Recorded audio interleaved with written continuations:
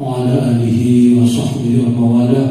La hawla wa la quwwata illa billah. Rabbi shrah li sadri wa yassir li amri wahlul 'uqdatam min lisani yafqahu qawli. Amma ba'du.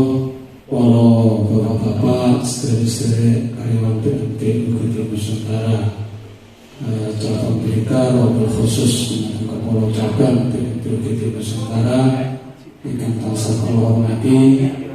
Bismillah, moga kita saling-saling memuji syukur kepada Allah Subhanahu wa taala ingkang mugi saat iki kula kalih tansah pinangangi mauna hidayah sehingga saged hadir mengempal wonten mriki majelis kanthi kemudian nasihat wal afiyah.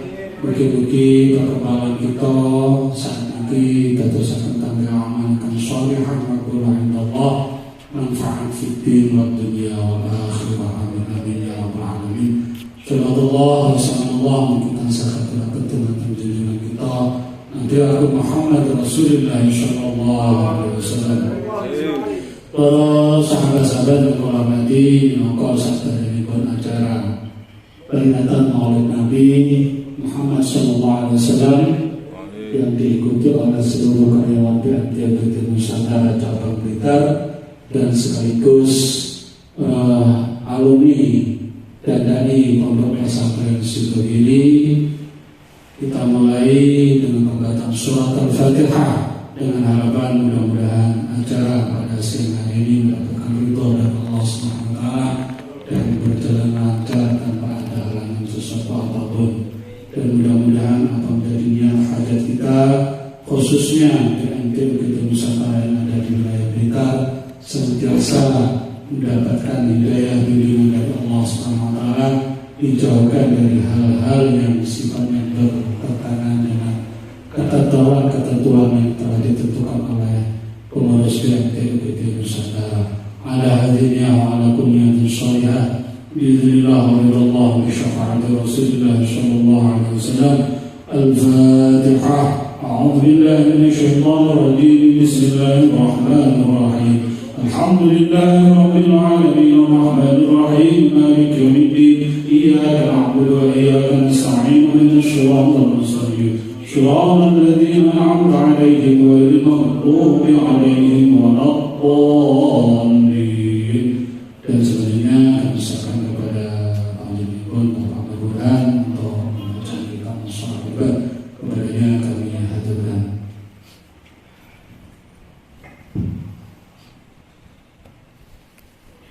Assalamualaikum warahmatullahi wabarakatuh. Bismillahirrahmanirrahim. Wassalatu wassalamu ala Rasulillah wa ala alihi wa sahbihi wa man wala wa la haula wa la quwwata illa billah. Amma ba'd, sahabat-sahabat sekalian yang saya hormati, pada siang ini kita melanjutkan pengajian kitab Nasaihul Ibad. Semoga kita semuanya nanti mendapatkan ilmu yang dapat mendekatkan kita kepada Allah Subhanahu wa taala, meningkatkan kualitas keimanan kita, kualitas ubudiyah kita, utamanya dalam manajemen hati kita, sehingga akhirnya nanti kita mendapatkan pendidikan qalbi salih, hati yang hati yang sehat, hati yang bersih, karena yang bisa diterima oleh Allah ini hanyalah yang bagus-bagus saja. Gusti Allah tidak menerima yang jelek. Semoga bagaimanapun juga keadaan kita pada saat ini nanti dibersihkan oleh Allah, diampuni semua kesalahan-kesalahan kita. Selanjutnya sampai mana ini? Sampai makalah makalah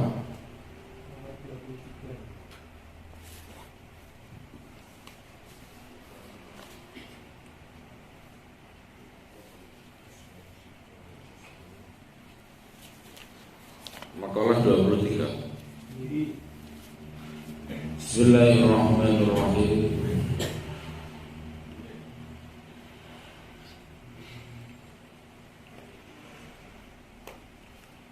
Wal maqalatu salisah wal ishrun.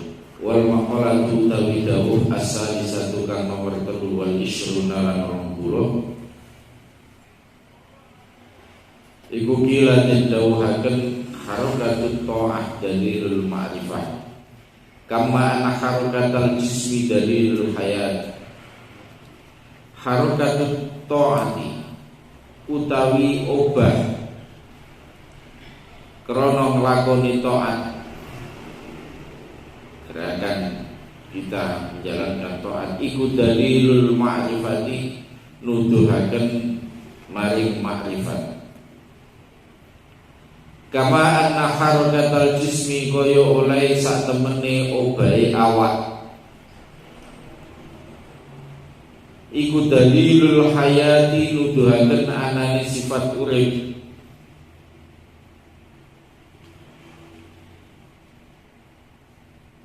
Wal makna utai maknane iku anna idyanal abdi, sak temene oleh nekani kawula, nekani at-ta'ata ing ta'at lillahi ta'ala maring Allah ta'ala iku alamatu ma'rifatihi, iku alamatun dadi tetenger ala ma'rifatihi ing atase oleh ngaweruhi abdu, oleh kenal abdu lillahi maring Allah. Fa idza kathurat mongko nalikane akeh apa at-ta'atu ta'at, kathurat mongko akeh apa al-ma'rifatu ma'rifat. Wa idza qallat lan nalikane titik apa ta'at, qallat mongko titik apa ma'rifah. Li anna dhahira krana sak temene penggawe zahir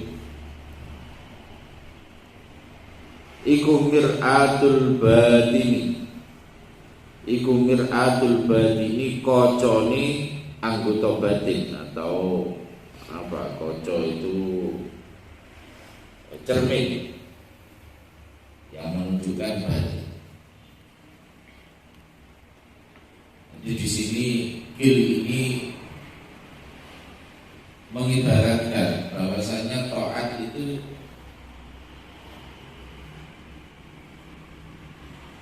didorong atau ditimbulkan oleh rasa ma'rifat. Jadi kalau orang itu mengenal Allah, maka segala perbuatannya itu bisa diarahkan kepada taat, sebab tidak semuanya. Sehingga semakin orang itu kenal dengan Allah, ya, semakin banyak kenalan dengan Allah, maka nilai ibadahnya itu juga semakin banyak. Pekerjaan-pekerjaan yang dilakukan yang bernilai ibadah juga semakin banyak. Ini mengibaratkan ma'rifat itu sama dengan kehidupan. Jadi kalau kita melihat seseorang itu loh, kok coba ini menunjukkan gerakan ini orang ini masih hidup. Orang ini masih hidup. Lah ibadah itu juga diibaratkan seperti itu dalam kil ini. Jadi wong itu melakukan taat ini berarti dia itu ada pengenalan dirinya kepada Allah, masih kenal kepada Allah. Di saat model zaman seperti ini, masa-masa seperti ini, orang yang semuanya disibukkan oleh urusannya pribadinya, ya, ini nilai taat itu juga semakin sedikit. Nilai taat semakin sedikit karena banyak orang yang sudah tidak mempedulikan hatinya sudah tidak dipedulikan lagi. Yang dipedulikan hanya jasadnya saja, kebutuhan lahir. Makanya ya santri itu ya perlu kadang mendapatkan siraman-siraman rohani, baik dengan macam-macam caranya. Dengan macam caranya bisa melihat zaman yang sudah pernah ngaji di mana-mana ya. Yang delok-delok kitab itu bagian dari kita mensuplai apa yang dibutuhkan oleh hati kita. Suplainya melalui itu. Jadi tidak harus sama ngaji seperti ini juga tidak. Kalau sama pernah ngaji kitab apa, ya itu dilihat kembali. Utamanya kitab-kitab yang bentuknya atau bahasanya itu mengenai bagaimana pengaturan hati.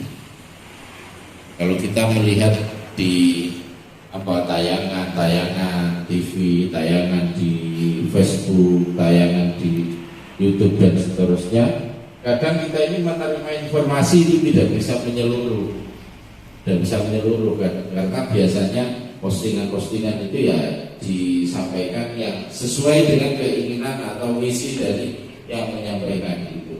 Kadang dipotong di bagian dan yang penting atau yang malah tidak disampaikan, kemudian yang menimbulkan pemahaman-pemahaman yang salah atau persepsi-persepsi yang salah, malah itu kadang yang disampaikan. Ini kalau efek dari kita ini ngaji tapi tidak kepada gurunya. Tapi kalau kita bisa ketemu langsung kepada gurunya, ini nanti akan beda. Makanya ada yang namanya pengajian dan ada yang namanya ngaji. Ya. Kalau ngaji itu kalau disampaikan oleh Gus Sofir itu, kalau ngaji itu bisa menyebabkan orang itu menjadi pintar, alim, itu ngaji. Tapi kalau pengajian itu tidak bisa. Ahli melok pengajian di mana-mana. Itu tidak bisa orang itu jadi orang alim, tidak bisa. Karena namanya pengajian ya cuman itu. Apalagi kalau pengajian itu kan yang diundang ini yang sesuai dengan yang disenangi, yang sesuai dengan keinginannya. Tapi kalau ngaji itu kan tidak. Ngaji itu gelem gak gelem, ngaji misalnya kita masuk itu ya. Kita cocok gak cocok ya itu mesti kita terima apa adanya. Enggak sesuai, tidak hanya yang diinginkan oleh mubaliknya saja atau audiennya saja yang menginginkan, tidak. Ya, tapi karena makanya itu nafsu itu perlu dibina.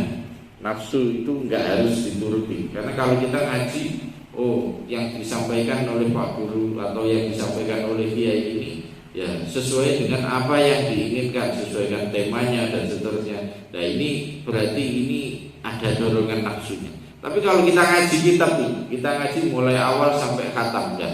Ini kan cocok gak cocok kalau guru nih, ya ini akan disampaikan semuanya. Ya. Ini makanya kalau ngaji itu ya nilainya beda dengan pengajian. Karena yang dorongan atau motivasi penyampaiannya pun juga sudah beda. Ya, ini ma'rifat. Ma'rifat ini bisa menggerakkan diri kita, menderakan diri manusia ini untuk melakukan ketaatan. Semakin tinggi ma'rifatnya, ketaatannya semakin banyak. Ya. Itu. Bahkan kalau yang namanya waliullah, wali belum sampai kepada nabi. Namanya waliullah yang alim itu semua gerakannya apa yang dilakukan ini merupakan ibadah. Bukan ibadah. Karena semuanya didasarkan ilmunya, Belum. Kalau Nabi Muhammad sudah jelas. Kalau Nabi apapun yang dilakukan Nabi itu seandainya dilakukan oleh orang biasa itu ya sesuatu yang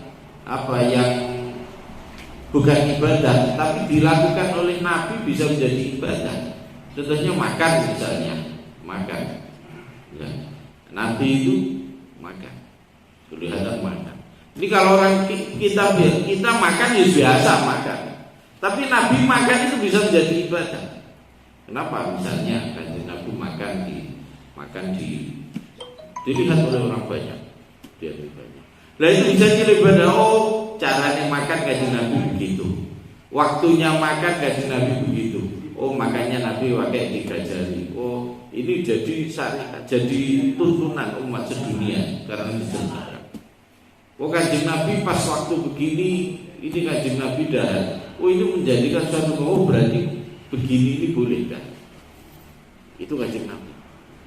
Bagaimana Kanjeng Nabi itu suatu saat Kanjeng Nabi itu sholat kawanan. Ya pernah Kanjeng Nabi itu ketika Kanjeng Nabi di suatu perjalanan kabeh kesel, ya kabeh kesel, ya, kabeh kesel. Akhirnya Nabi istirahat, salah satu sahabat dikongkon jogo wis kabeh ngasuh kabeh turu kare sitok tok. Jogo ki jogo waktune salat. Ternyata sebagian jogo mesti gugah-gugah keturun bisa. Akhirnya ini sholatnya kesiangan. Nah, sholat kesiangan model Kanjeng Nabi ini jadi hukum akhirnya. Oleh itu jadi udurnya sholat. Sehingga syariat Kanjeng Nabi itu juga bisa menjadi ibadah juga. Nilainya ibadah. Karena ini akan bermanfaat kepada generasi-generasi seterusnya. Ya. Tapi awake dhewe turu ya enggak. Ya beda itu. Ya apalagi turun ya kan kita sering wis kadung nandani apa ngono wis gak ada waktu, ada wis mepet waktu sholat baru ngantuk ya turu sak enggak ngenteni subuhnya, enggak ngenteni waktu iki wis waktu sholat karena didik tidak seperti itu. Terus turu ya sampai nane dan seterusnya. Itu ya nilai ibadahnya tidak ada. Yes. Jadi kemakrifatan itu menggerakkan hati manusia atau menggerakkan jasad manusia untuk melakukan taat. Semakin tinggi makrifatnya, nilai ibadahnya juga semakin banyak. Ya. Itu makanya ilmu itu semakin tinggi, ini bisa meningkatkan kualitas ibadah kita, kualitas kehidupan kita. Kalau kita ini podo-podo sodakoh misalnya, podo-podo sodakoh. Kalau orang itu jogo ilmunya, mesti sodakoh ini diberikan ya sesuai ketentuan syariat. Sing paling bagus diwehi sapa? Sing paling bagus sapa? Membelanjakan harta itu kalau kita mengikuti ilmu kita ini ya tentunya nilai infaknya itu juga akan berbeda. Kalau kita ini tidak mikir ilmu, kebetulan kita ini punya uang, mesti membelanjakan podo-podo sodakoh misalnya, ya kita berikan yang cocok dengan kita, yang seide misalnya kita berikan pada pondok pesantren, ya pondok pesantren yang sesuai dengan apa yang kita cintai. Misalnya diberikan kepada tetangga mungkin tetangga sing ya wis cocok sampai awake dhewe. Ini kalau kita pakai nafsu. Padahal mestinya akan tidak seperti itu bedanya.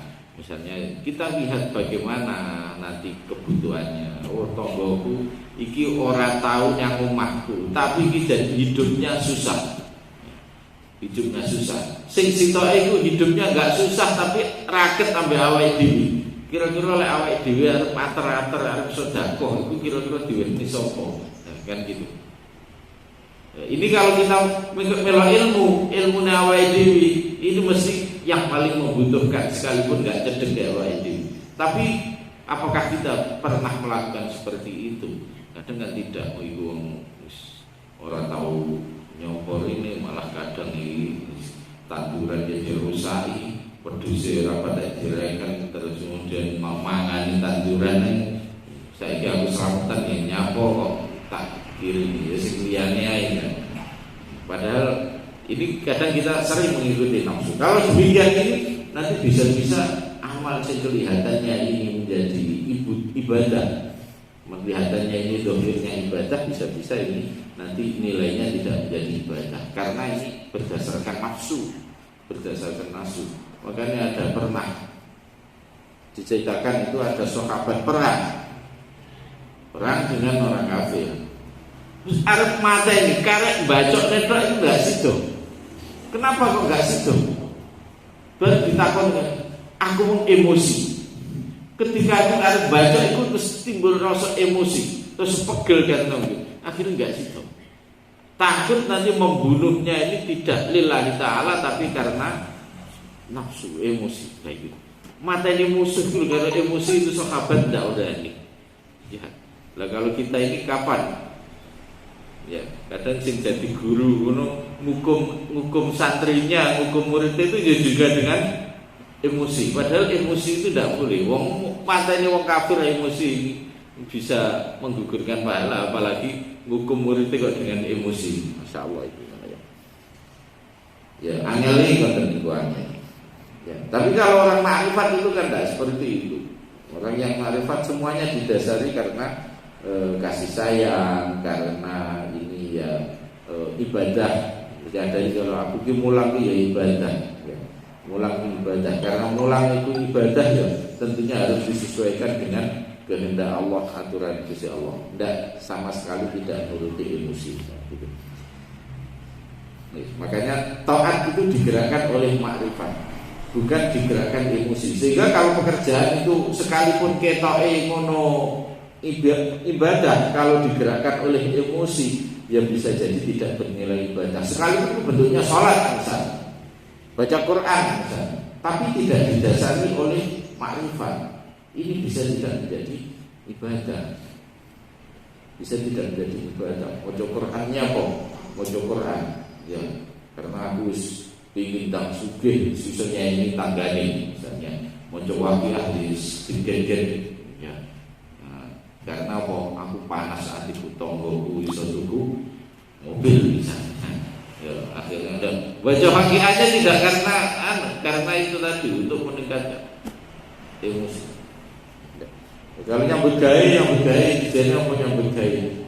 Ya, aku bombong iso nyambut gawe nek tanggoku iku enek sing membutuhkan bantuan, ya aku kudu nyambut gawe sing sregep.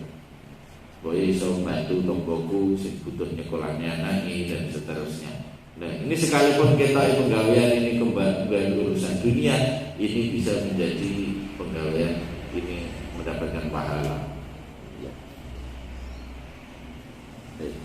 Wal maqalah ar-rabi'ah wal isrun wal maqalatu taidawu ar-rabi'ah tu kang nomor 4 wal isrun lan 20. Ku qala dawuh sapa Nabi sallallahu alaihi wasallam,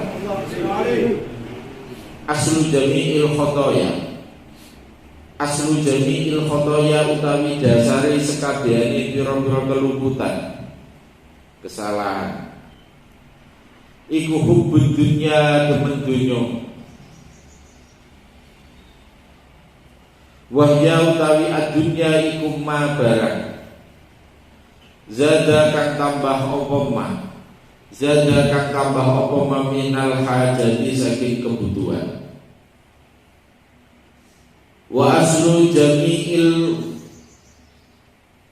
fitan, wa aslu jami'il fitani utawi dasare sekabehane pira-pira fitnah iku man'ul usuri, iku man'ul usuri nyegah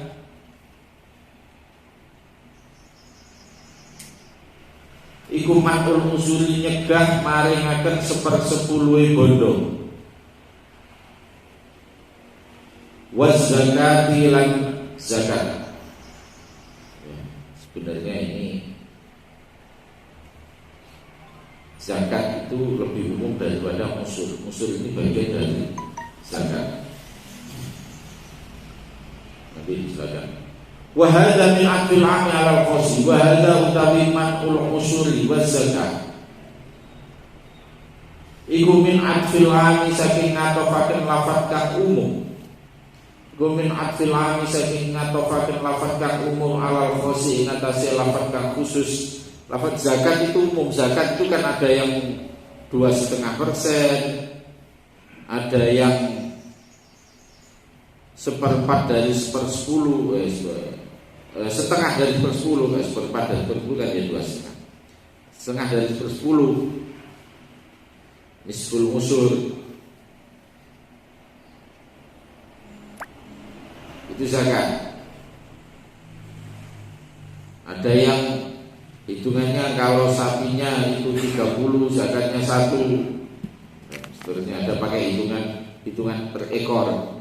itu zakat. Nah, usyur ini bagian dari zakat itu. Sehingga ini dikatakan zakat ini lafaz am, usyur ini lafaz yang khusus. Li'anna al-usyura karena sak temani 1/10 iku khosun khusus bizurui kelawan pira-pira gogo. Tanaman sing bentuknya gogo. Gogo itu ya biji-bijian. Yang zuru itu yang diriwayatkan yang biji-bijian. Biji-bijian itu yang yang biasanya digunakan untuk makanan pokok, kemudian juga bisa disimpan dalam waktu yang lama. Ini mazhab yang banyak kita ikuti. Tapi ulama kontemporer mengatakan banyak yang kayak ngono jeruk gak wajib dizakati kalau menurut ini. Karena jeruk itu nanti terbatas pada biji-bijian yang dibuat makanan pokok, terus syaratnya lagi bisa disimpan dalam waktu yang lama. Kalau seperti telo misalnya itu jadi makanan pokok pun tidak wajib dizakati. Kalau jeruk misalnya atau kalau anggur masuk ya. Kalau buah apa gitu, buah sawo misalnya, sekalipun hasilnya banyak, tapi itu bukan termasuk al-hubub, tidak wajib dizakati. Tapi ulama yang kontemporer mengatakan itu, ada yang mengatakan itu wajib dizakati. Semua hasil pertanian wajib dizakati. Tapi kalau kita ngaji kitab PWDW itu, yaitu yang syaratnya itu biji-bijian yang bisa disimpan dalam waktu yang lama menjadi makanan pokok. Sekalipun yang kadang rugi, nandur sehektar atau lebih biayanya 10 juta atau bahkan sudah sampai berpuluh-puluh juta, terus kemudian panen. Kalau sudah sampai pada satu nisab ya harus dikeluarkan zakatnya. Ya, zakatnya. Sekalipun itu di total dari biayanya nggak nutut, asalkan kan nisabnya itu kan nggak melihat dari biaya yang dikeluarkan itu berapa, kan tidak. Pokoknya panenan itu sudah masuk satu nisab, sekalipun itu dihitung dari biayanya rugi ya tetap zakat harus dikeluarkan. Ya, karena memang ya zakat itu kan untuk menghibur orang-orang yang membutuhkan. Nah, sehingga ana wong luwe, wong butuh duwe, wong butuh beras, itu ketok tanggane panen wakeh itu mesti pengen. Sekalipun wong itu rugi enggak ngurus kan ngono. Wong kuwi duwe beras akeh kene sing gak duwe beras kan ya bangga pengin duwe beras kan. Makanya kenapa kok makanan pokok itu karena ya diantaranya dari tasyawusin nufus, karena orang itu kepada makanan pokok itu sangat membutuhkan sekali. Ya, orang-orang yang berhak itu kepada itu sangat membutuhkan sekali. Sehingga zakat itu harus diberikan sekalipun wongnya rugi. Ya sama saja dengan dagangan, pedagang. Orang pedagang itu ya pokok tokonya itu di total sudah sampai satu nisab, sekalipun itu kalau dihitung itu rugi, ya tetap zakatnya harus dikeluarkan. Sekalipun bisik modalku itu 100 juta, saiki karek 1 juta, pada 1 tahun di total karek 1 juta, ya tetap dikeluarkan zakatnya 2,5%.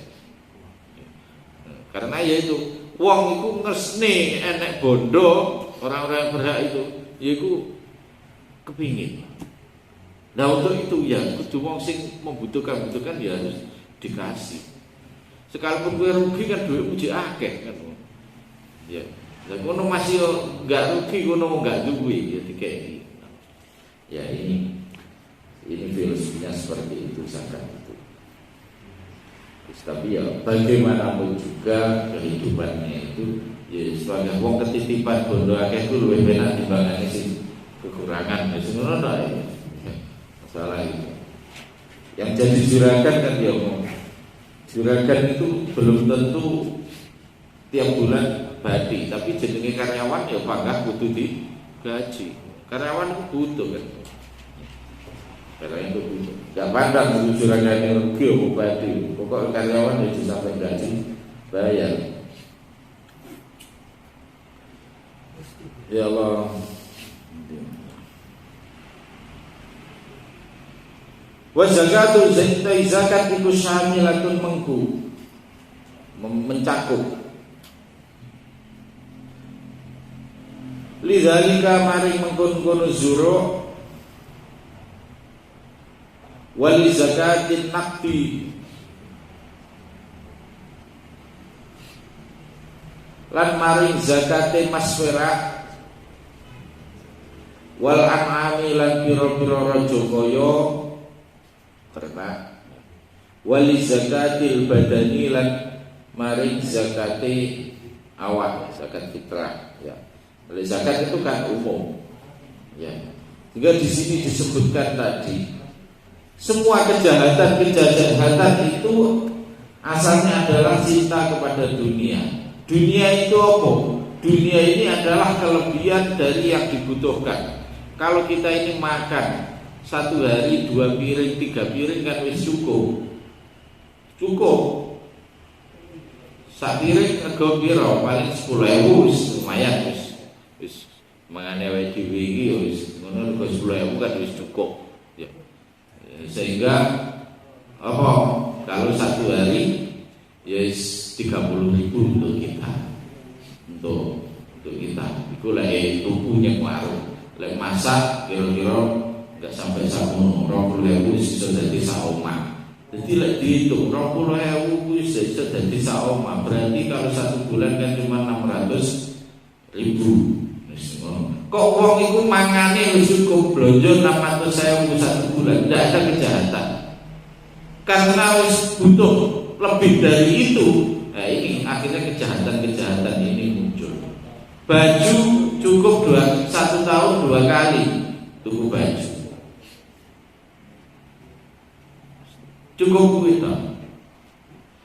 Karena ada kejahatan itu karena ya bajunya lebih dari kebutuhan, makannya melebihi dari kebutuhan, bahkan kebutuhan yang lain ini juga harus dipenuhi. Yang mestinya kebutuhan itu bukan kebutuhan pokok. Ya, omahe butuh api, terus kendaraannya ya butuh tapi kadang butuh rekreasi dan seterusnya. Dan ini pakar dari kejahatan itu dari situ, kebutuhannya itu. Kok seandainya kabeh wong terima kabeh, wis ora enek. Korupsi ya enggak ada, nyolong juga enggak ada. Ya. Wis enggak ada. Ya. Pungli juga tidak ada karena wis terima bisa kabeh wis semuanya kan. Polisi ya polisi ngapain melindungi ya ya bangga enak polisi itu kebutuhannya di situ ya. Makanya IDWI ya untuk mengendalikan dunia agak ada pokok ya, tapi mengejar dunia sampai kita ini mengabaikan hal-hal yang mestinya tidak boleh, terus kemudian kita tetap kita lakukan ini yang tidak boleh ya. Sulitnya ya sulit memang karena nafsu ini selalu mengajak kita kepada di luar batas kemampuan kita, kemampuan yang terbatas, yang sementara keinginannya sangat tidak terbatas.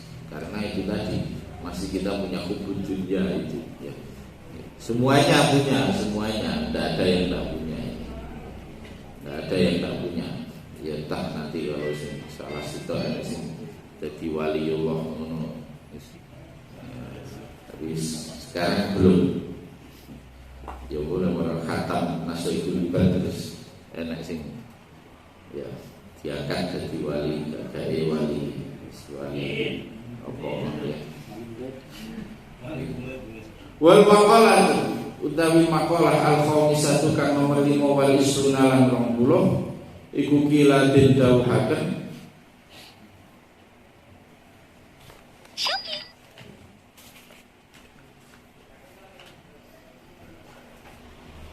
Al-mukiru bin taksir, al-mukiru utawi wong kang ngakoni, al-mukiru utawi wong kang ngakoni bin taksiri kelawan pepeko, ai bil ajzi tegese kelawan apes anit taati saking taat. Taksir itu apa? Taksir itu haknya kurang dipenuhi, haknya tidak dipenuhi semuanya, itu taksir. Kalau sholat ini harus ikhlas, kok ikhlasnya kurang, itu taksir. Kalau sodakoh ini mestinya yang kita sodakohkan ini harusnya didelok hitungane iki, delok sugihe sakmene iki, mestine sodakohnya itu 500.000, kok cuman disodakohkan 250.000, ini juga taksir. Mestinya kita ini kepada orang tua ini selalu birrul walidain 24 jam. Tapi kadang ketika orang tua kita membutuhkan kita, awal dhewe kesel cik nyemayani. Sik Pak, tasnya budaya, tas sekolah itu pokoknya kita mendahulukan anak, mendahulukan orang tua. Sik Pak, anakku cik rewel njaluk rekreasi, sampean nek kon ngeterne nang kono. Ya, ini taksir. Pepeko. Padahal mestinya orang tua didahulukan. Tapi gini kok di sini anak, di sini bojo, padahal wong tua iki sing butuh ngeterne nang dokter ning periksa, kene di sini sik Pak bojoku mungkin ngeterne arisan misalnya. Padahal wong tua butuhkan untuk yang urgent sekali. Ini juga taksir. Taksir. Lalu wong wis ngakoni ngono kuwi, al-mukir bin taksiri abadan ing dalem selawase iku mahmudun dan puji. Wal ikraru utawi ngakoni bin taksiri kelawan pepeko iku alamatul qabuli, tetengere dan trimo. Merasa kurang di dalam memberikan hak kepada orang lain, apalagi kepada Allah, ini mahmud, terpuji. Makanya kita ini kadang nerimo dayo, atau kita ini juga bertamu, pulang wis sepurane ya wis aku gak iso menghormati ya.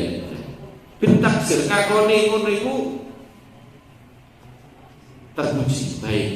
Enggak suwali wis kun wis wareg wis njaluk apa neh. Wis njaluk apa neh wis mangan wis sak wae, njaluk sangu apa neh piye. Ya, istilahnya wis merasa sombong ini enggak bagus. Tapi kalau merasa kurang, merasa aku ini memberikan penghormatan kepada orang yang tonggo ini, aku selalu ya nyakiti yang tonggo ini, aku sering gak iso bantu pada wong liya membutuhkan dan aku yang duwe turahan, selalu merasa kurang dalam memberikan pelayanan pada orang lain. Ini selamanya bagus, selamanya bagus ya. Dalam kita birrul walidain merasa kurang, dalam kita mendidik anak, kita menghormati anak kita juga kurang, menghormati istrinya, melayani istrinya kita merasa kurang. Ini selalu baik. Tapi udah kalau bojoku wis tak belanjani wis tak cukupi semuanya, ngono kon gawe wedang ejan. Angel ya iki. Nah, iki merasa wis wah wong lanang wis kawamuna alam nisa pol-pole. Tapi wedane enggak taat belas. Ini enggak boleh. Jadi harus kita harus selalu kurang. Yes. Aku ki bojoku ki anake wong sugih, terus aku ki kaya ngene, kurang melayani. Dan merasa ngono iku wis akhire apa-apa ade enggak kesel. Enggak kesel. Kowe ndek omah iki mulai rumah berantakan ngono ya enggak ngamuk.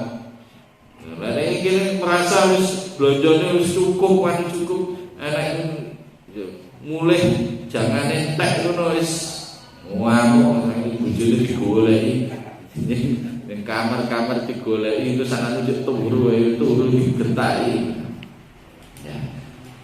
Jangan seperti itu. Kita harus merasa kurang, karena merasa kurang memberikan pelayanan pada orang lain, memberikan orang lain mahmud.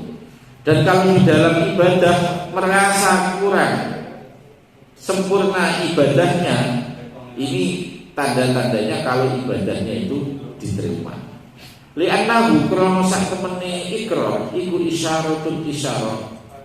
Li'annahu krono sak temene ikrar iku isyaratun isyarah ila adamil usdi maring ora anane nggawokaken awake dhewe, ila adamil usdi maring ora anane ujub nggawokaken awake dhewe wal kibri lan sombong. Karena kalau merasa bahwasanya itu segalanya kurang, aku ini ibadah sholat yusmek koyo ngono, kelambi kadang sing tak gawe tak nyadi tak bedolan, ya ku sholat ya ora ganti.